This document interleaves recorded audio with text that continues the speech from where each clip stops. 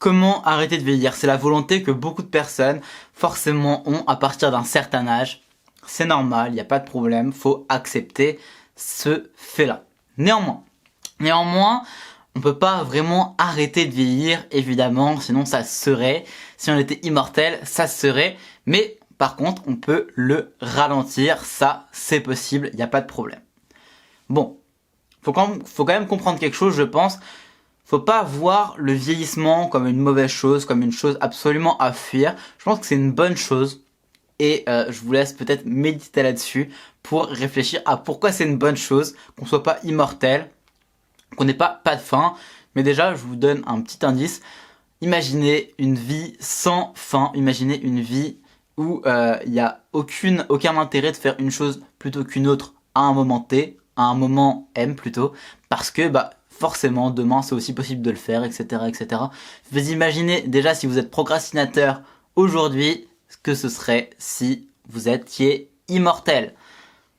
Évidemment, il y a peut-être certaines choses qui seraient un peu plus agréables, un peu plus faciles, mais vous allez voir, si vous y réfléchissez un peu, ça arriverait rapidement à 10, 15, 20 bonnes raisons de ne pas être immortel, parce que c'est pas forcément si cool que ça. Bref, comment arrêter de vieillir, ou plutôt du coup, comment limiter son vieillissement?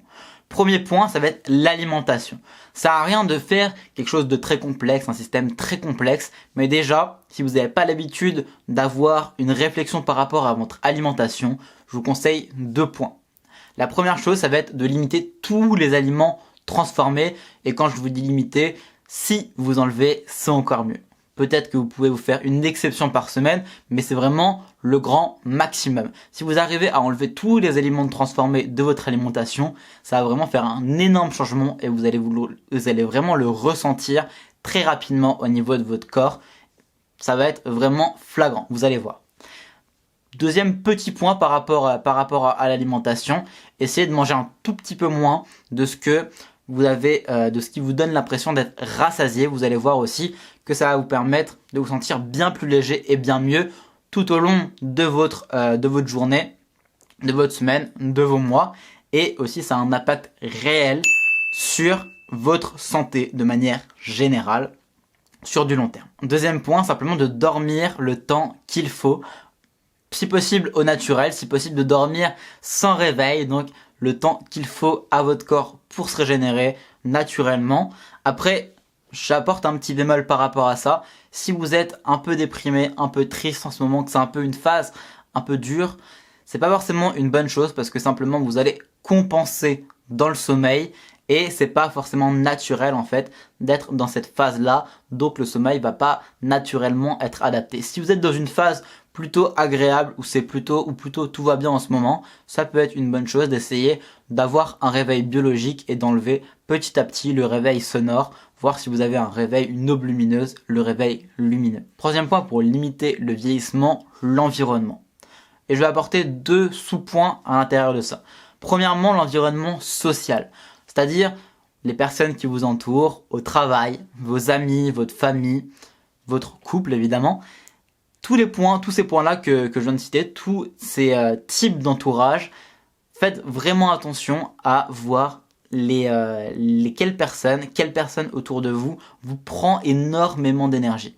S'il y a une vraie source de stress dans ces environnements sociaux-là, essayez de faire en sorte de limiter vraiment les interactions avec ces personnes et si possible même de les supprimer. C'est pas fictif, c'est pas de l'ordre de l'imaginaire. Si une personne est toxique autour de vous, ça aura un réel impact sur votre santé. C'est pas fictif de ressentir du stress, c'est réel. Et le stress, on sait très bien que ça a un réel impact sur la santé et sur le vieillissement.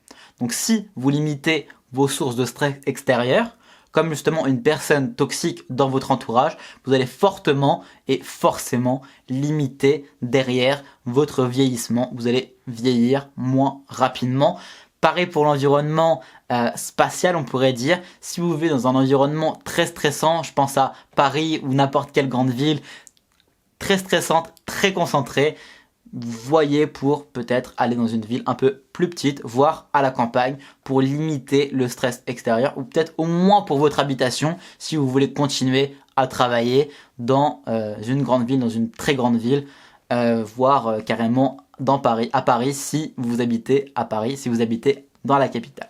Si vous voulez développer vos intelligences mentales, je vous laisse un lien juste en dessous pour développer le premier point, un des points les plus importants de l'intelligence mentale, la mission de vie, le pourquoi. Donc en 7 jours, c'est un programme de 7 jours, une formation offerte pour déterminer un pourquoi indestructible. Je vous en dis pas plus, je vous laisse aller voir juste en dessous, c'est le premier lien.